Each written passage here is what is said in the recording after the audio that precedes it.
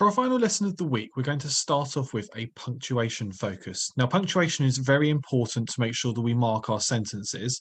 So when there's punctuation missing, it can change the way that you read it, and it can be very confusing to the reader, so it's very important. So let's read these sentences now and see if we can fix the punctuation. So work out what you think is missing, and then we'll change it to make sure that the punctuation is correct. So let's look at sentence number 1. The house was occupied by Adelita, Michaela, Dolce, and Valentina. What punctuation should go in that sentence that's missing at the moment? Pause the video if you need some extra time. So, as we all know, every sentence should start with a capital letter, which means the needs to have a capital T. It's occupied by 1, 2, 3, 4 different people, which means we're writing a list of 4. And if there's 4 things, we need something, comma, something, comma, something, and something. So we need 2 commas. So we need a comma after Adelita. We need a comma after Michaela. And then we don't need one after Dolce because there's an and there. We know that they're the names of 4 people. So if they're the names, they must have capital letters as well. So we need a capital A for Adelita, a capital M for Michaela, a capital D for Dolce, and a capital V for Valentina. And then finally, to finish our sentence off, we need a full stop, just because it's a regular sentence. Let's look at sentence number 2 and see what's missing there. What a beautiful fiesta Prince Javier threw. What a beautiful fiesta Prince Javier threw. What's missing there? So you should have spotted at the beginning, again, we've got a missing capital letter. So capital W needs to go there. Prince Javier is his name, so we need a capital J.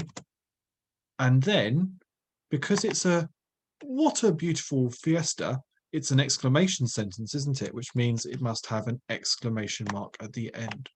So we now have finished 2 sentences. Let's have a go at the third one.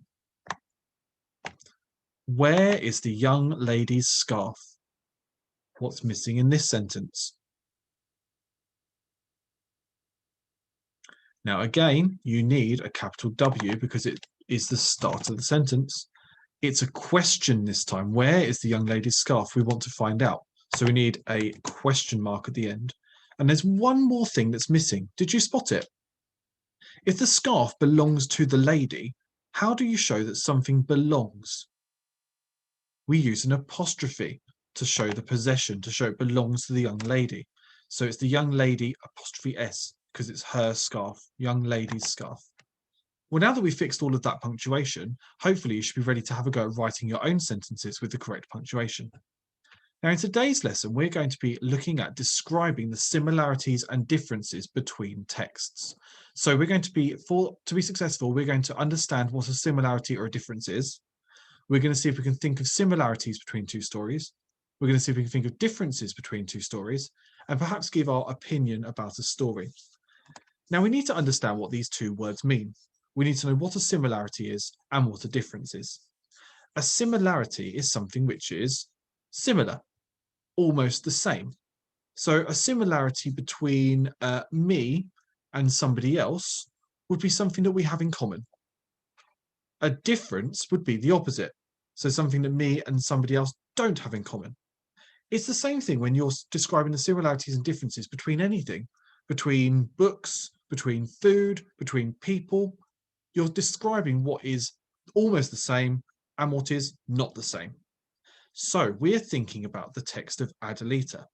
Now, hopefully you enjoyed reading the rest of the story with me yesterday after the lesson.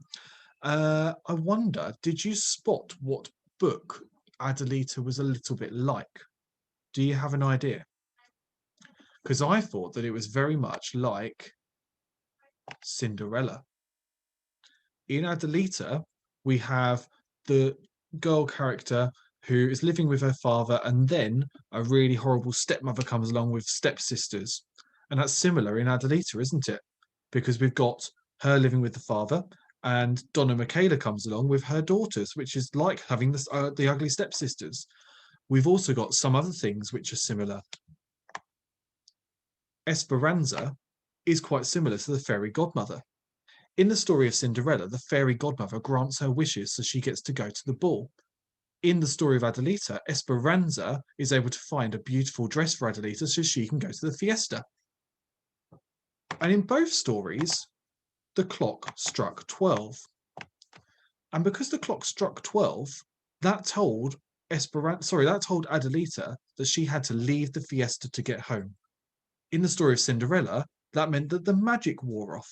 So there are some similarities and differences between the two texts. Now, for your job today, I'd like you to see if you can have a go at creating a table to compare the two stories. So you might think about something that happens to the main character or a character in the story of Adelita, and you might think how that's similar or different to the story of Cinderella. I've given you an example on the screen here. In Adelita, the main character has to wear hand-me-down clothes and live in the attic. So hand-me-down clothes means clothes that the other people don't want anymore. So they're normally secondhand. They're normally not as good as buying fresh clothes. But in the story of Cinderella, the main character wears rags and has to stay in her own room when she isn't doing jobs around the home. So there are some similarities and some differences. Your job today is to come up with a few similarities and differences and create your table to show how the stories are similar and different. Once you've done that, remember to upload your work onto DB Primary so we can have a check and see if you can understand how the stories are either similar or different from one another.